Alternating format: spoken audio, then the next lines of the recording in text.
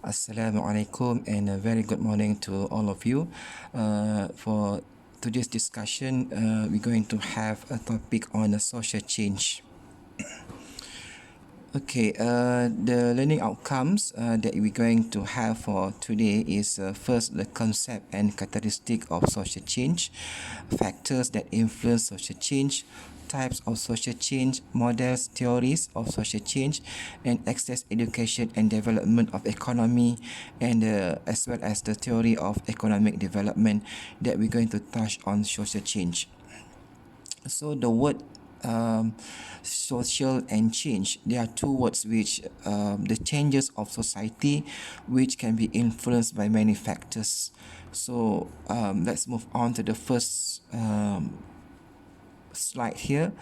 So most in the society that changes in society are usually related to education and economic development, meaning that the transformation of education, the transaction of business and so on, that will actually influence more to the country. So a developed country causes the social changes in the society.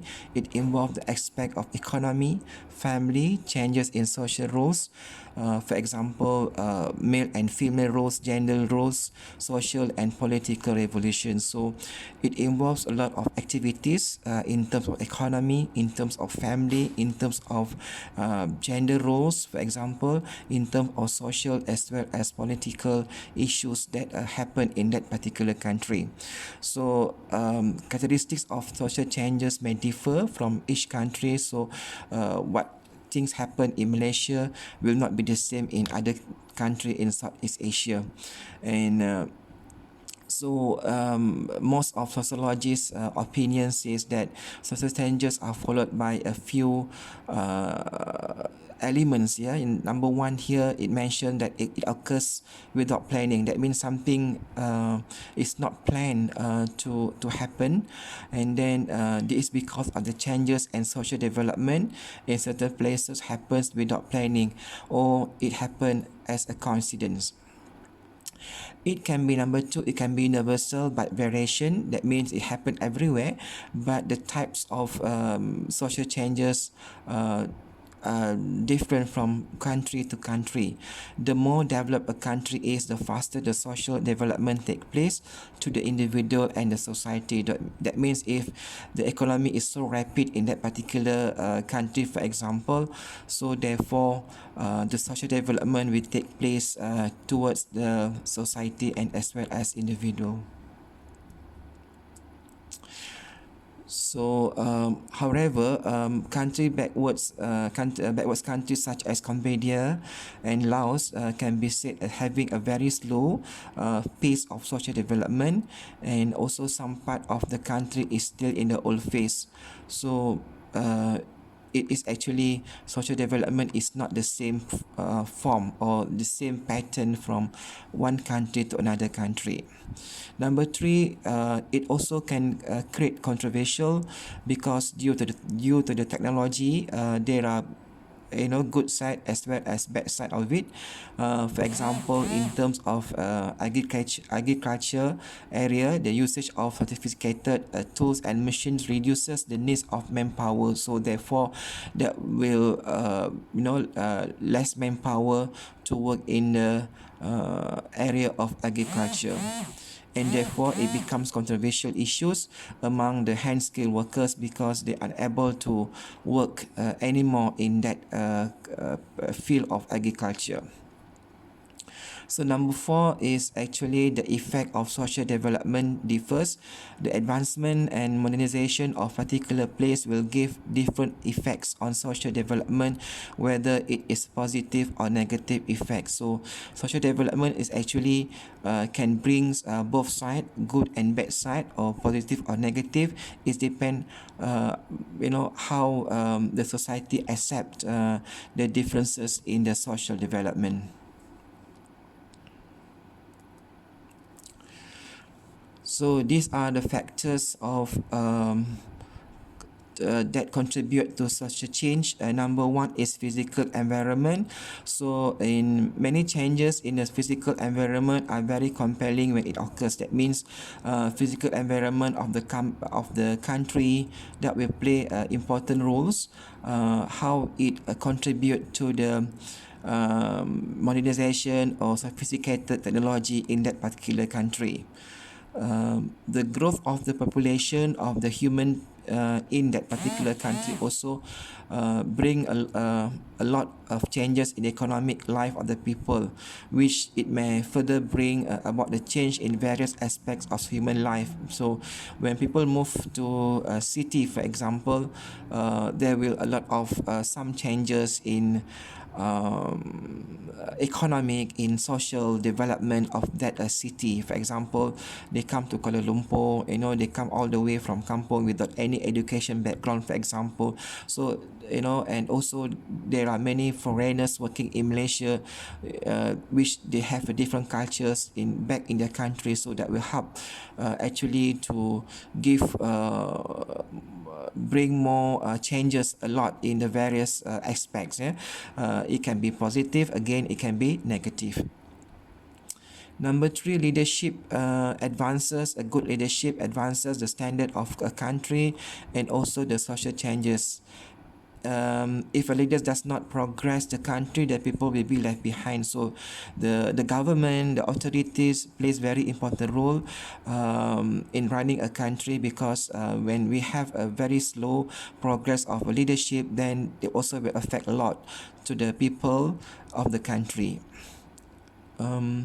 Okay, last but not least is actually cultural processes, which refers mainly to ideas, knowledge, values, and beliefs of that particular society, that also will make some changes. The perception, the worldview, how they look this world, and how they want to progress and in a society, that also will reflect as a culture processes to the social change.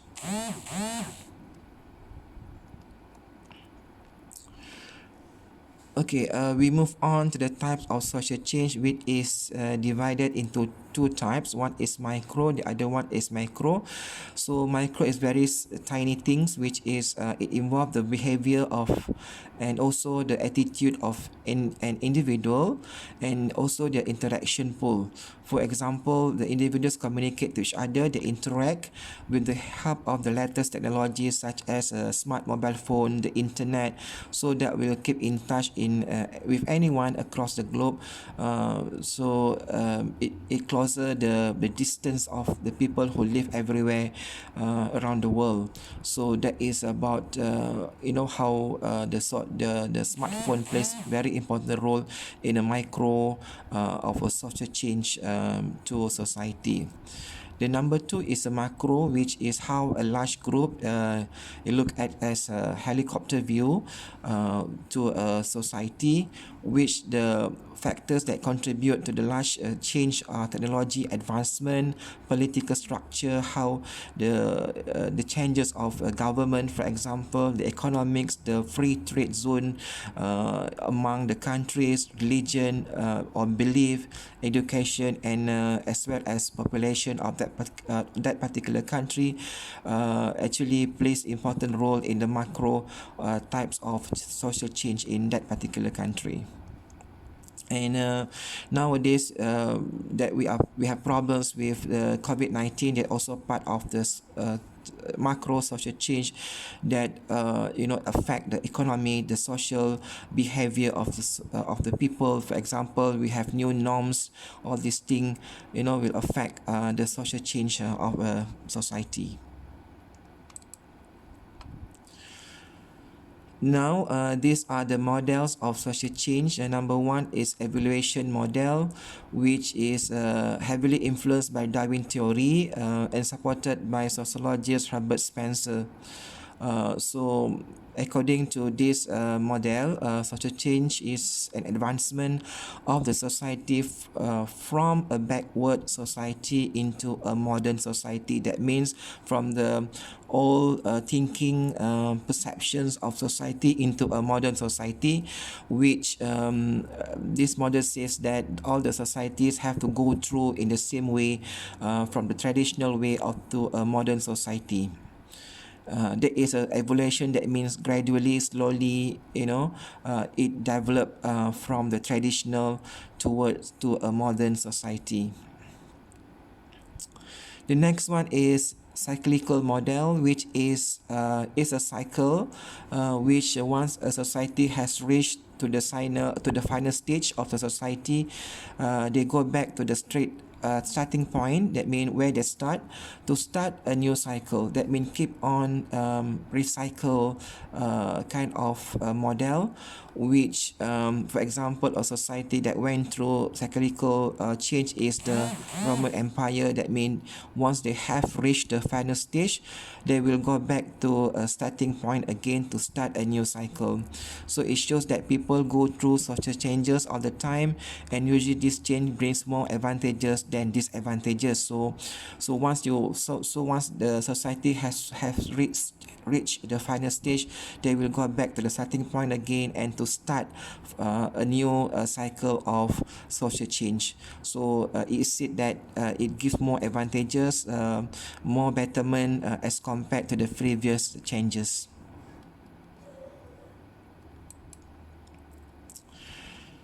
The next one is a conflict theory. This one we have learned about the conflict theory. This conflict model instead that society change will occur if there is a conflict in the society, when there is some fight or some commotion in the society, to so that will happen as a conflict model, which according to Karl Marx, conflict in society is caused when the rich and the powerful people, those who take advantage whatever they want from the poor and helpless people. So because of this depression or this conflict, that will result a big change in the society when these two classes fight each other, because they want to have some change in their society, especially for the poor and the helpless people. Functional model also is related to structural functionalism, that we have learned about the theory of structural functionalism before. So society will keep on changing, yeah, to suit the changes that is undergoes. So that means the changes cannot be stopped. It keep on changing. For example, in the materialized world, men will take career woman as a life partner. This will lead to a change in the society where the child of these parents will spend more time with their nannies and maids. So that we know that both parents, male and female, they work together to earn their own living, and therefore they have no time to take care of their children. Therefore the children will spend more time with their mates or maybe with their nannies. So that is a functional model, which it shows that everyone in society plays their own roles. So the roles of the nannies are to take care of the children, whereby the roles of the parents are to work in the company. So that is a functional model. Okay, the next one is theory of social change. We have touched on the just now a model of social change. Now we move on theories of social change, which this theory come from the psychologists. So there are more or less something like models, but this is actually have been proven. So number one is classical theory of cycles. So just now we mentioned about the cycle of models, and now is a classical theory of cycles, which introduced by Greek philosopher. He mentioned that changing process happens in cycle. The advancement of a country will not last long. So once you reach to the peak point, then you come back to the original starting point to make an advancement again, which the first advancement of progress will not last long. The next one is modernization theory, which it was developed in middle 1950s. According to Huntington, modernization process has few features, which is revolution, systematic, global, convergence, which is union, progressive, and moving forward. So these are the elements that it has in the social change, which the changes of this, we call it modernization theory, which revolutions, gradually it happens. It has to be systematic, it has to be global, not only in the locality but also as a world in society, and also progressive as well, is moving forward. The next theory about social change is human capital theory, which is introduced by Theodore Schultz. He mentioned that education as an investment that will benefit the country. So through education, we can develop human capital. So we have a better educated people in a country, so that these people will help the country to develop better, or to advance, or to progress the country for the benefit of the country in the future. The next one is evaluation theory, which it was introduced by George Wilhelm Friedrich Hegel, Auguste Comte in France, and Herbert Spencer in England. So according to Comte, social change happened due to human achievement in science. Yeah. So so people change, or social change happen in three ways, which according to him is theology is based on religion. When the religion expands to other countries, also part of that. Metaphysics as philosophy, the worldview, how people think, how people perceive. Yeah. And then number three is scientific. For Spencer's, only the strong could live and also surpass others. That means if you too weak, you cannot live in this particular society. However, according to Hegel, the social changes happen because of God willing. So it also believed that it happened because that is what God wants to happen. So what we can conclude here, in conclusion, the social changes, number one, it shows that human beings are really aggressive in upgrading their social status in the society. So meaning that everyone, each of us, we are really put effort to upgrade our social status, so that it's through education, it's through a lot of you show your effort, you work towards that to improve your social status in society. And number two is there are pros and cons in social changes. It brings benefit. Sometimes it also it brings disadvantages of society, towards society. And social change actually it involves a large number of society as a macro perspectives, which not only a small number of locality or dialect or certain small number, but it involves a very macro large number in society. So the process of social changes takes a lot of time, which it really involves many functions, it involves many people, it involves different classes, and so on. Alright, so let's move on to the subtopic here, education and social changes. When a society improves their lifestyle, it will directly change the society's education quality. So it related very much how society will improvise their lifestyle, that also the quality of education also need to be changed. For instance, in Malaysia, our education system only starts to grow and improve after the independence, especially after 1970s. So the more that we improvise our education quality, the better of the lifestyle that the society will go through. So in an advanced country or society, people will start to realize that the education is very important. So they put emphasis on the importance of education, which I think in every society. They really put education is number one, yeah, so that through education parents will give everything, a basic education to their children. Even they provide extra classes or tuition to make sure that their children are able to compete with other children in education.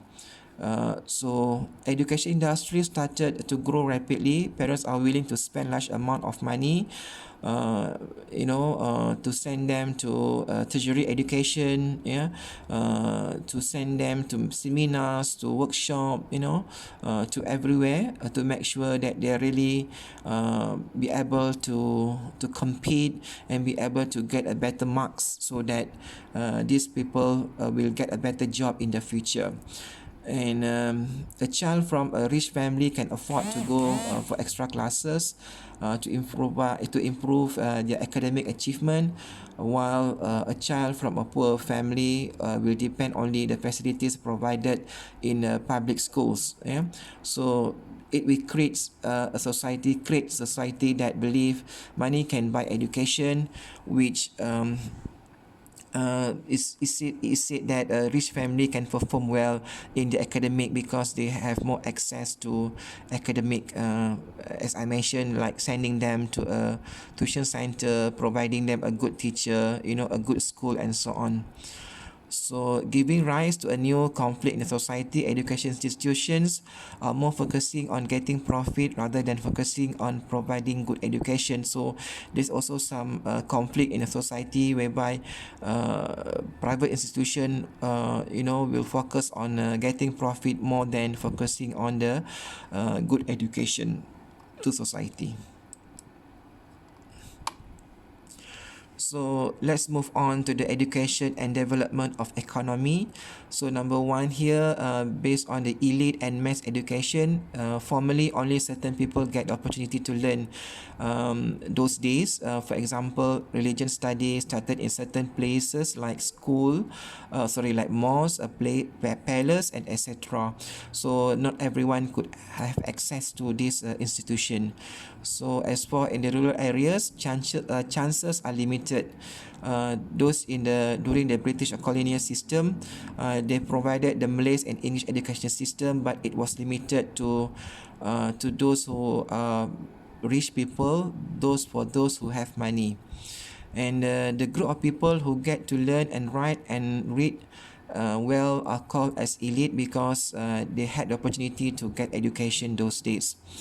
However, after the independence, only small amount of people could enter tertiary education, which those days the universities were limited. Yeah, as compared to nowadays, we have more than, I think, 50, 60 universities, IPTA and IPTS. So those people who get high marks, good result, good family background, live in the city. These people are called elite because they get the privilege compared to those students who are poor, and they don't get good marks and good result, and also they don't come from this good family background. All right. In 1980 to 1990, there were more students allowed to enter universities because they open up more universities. Especially IPTA. Now we can find that more than 25 or 30 university IPTA have been opened to our society in Malaysia. So, as such, education is one important aspect. There are agencies that provide loan to students to get education. So, we have MARA, we have PTPTN, a lot of government agencies that offer us some study loans for students to get education in tertiary education. So in 1998, the amount of students who entered the tertiary level increasing because our government wanted the students to study in local universities. So of course, the government had to open up more public universities, and also to relax the policies of the IPTS. So there are many, I would say that IPTS have been opened up to get more students. So so you can see here the increasing of amount of university, private colleges, smart schools open a wider chance in science and technology field. So in our country, they will apply three levels of education, which is from primary level, secondary level, and tertiary level.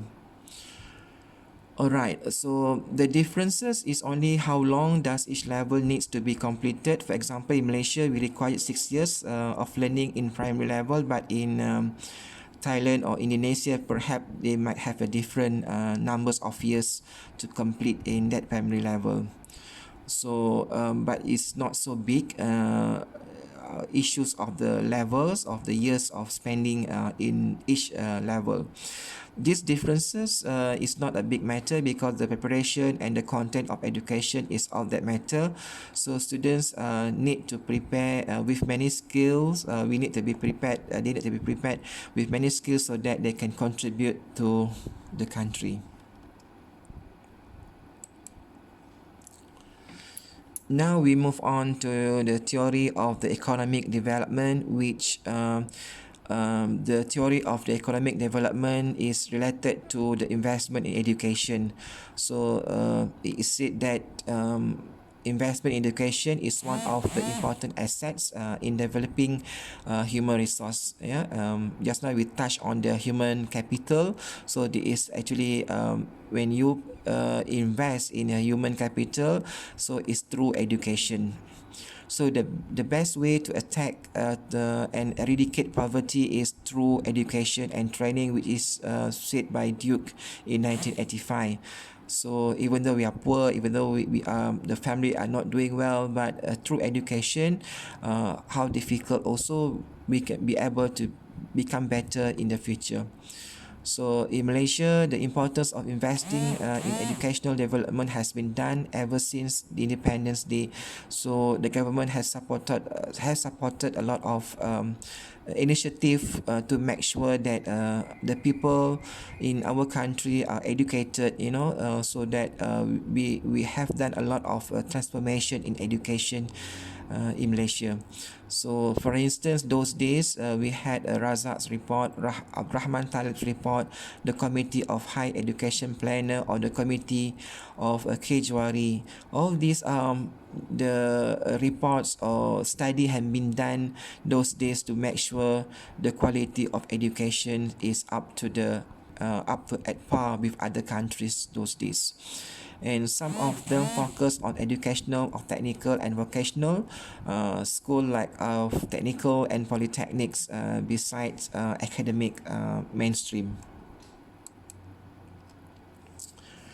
So now we move on to the next topic, which is the importance of investment in education. So it is it is aspiration of the country to produce more sophisticated and high skilled citizens, so that it's through education giving them skills, giving them experience working in some companies, for example working in the high technique kind of sophisticated technology. So this will help to contribute to the high skill workers. And then it's also to produce more specialists in one field to help develop the country. We need more specialists, so we don't need to hire people from overseas to work in Malaysia to become specialists. And it could be also the next leader of the country. We have to equip with good education, good knowledge, and also skills. Those are really can contribute to the country. Next, as many would graduate with good grades, we help the government in planning the future. So with all the good students, good grades of students achieving very good results, that we help the government, or they can contribute their knowledge and skills in planning the future of the country. So the investment in education is made by many institutions or companies, like building more education institutions. See, we have a lot in Malaysia nowadays as compared those days, giving scholarship like MARA, PTPTN, from STARS, for example, from other institution, from other like Petronas, yeah, like TNB. All these, they have scholarships for students to pursue their tertiary education. They also provide courses for the teachers, lecturers, to improvise their the teaching methodology, pedagogies, to improvise the teaching of techniques. All these things will help to transform a better education system in Malaysia. And organize also variety of workshop that suit the current situation. So now we have Abad 21, 21st century of learning, so that also need to have a workshop, so that to expose the teachers and lecturers with the new technique of teaching, and because that will suit the current situation. Okay, education and country needs here. Let's have a look here. It cannot be denied that investment in education does bring profit not only the country but also the society. So investment in education, not only that we focus on the what we call good quality of education, but at the same time also it bring the profit to the country and also to the society, that we boost the economy of development of the country. Few years back, education was emphasized on science subject only, but this matter thought to be the most important thing. Yeah. However, lately the government announced that in a few years, literature would be introduced in primary level, something that had never been done before. So not only in science and technology, but also we emphasize on the literature, which also play important role in our society, so that students will understand that literature also is very important as part of life, which we need to consider. We need to have love to the country. We need to have a good relationship with other people. All these are will based on the literature. So the next one, more and more higher education institutions take note on this matter and develop more practical curriculum, so that it suit the needs of the country in turning Malaysia into advanced country. So we learn from advanced country like Japan, South Korea, and others, which that we also would like to be one of the advanced country in the future, so that we also need to learn from their experience. Okay, with this I end my presentation, and I hope overall you have understood what we meant by social change. Thank you very much.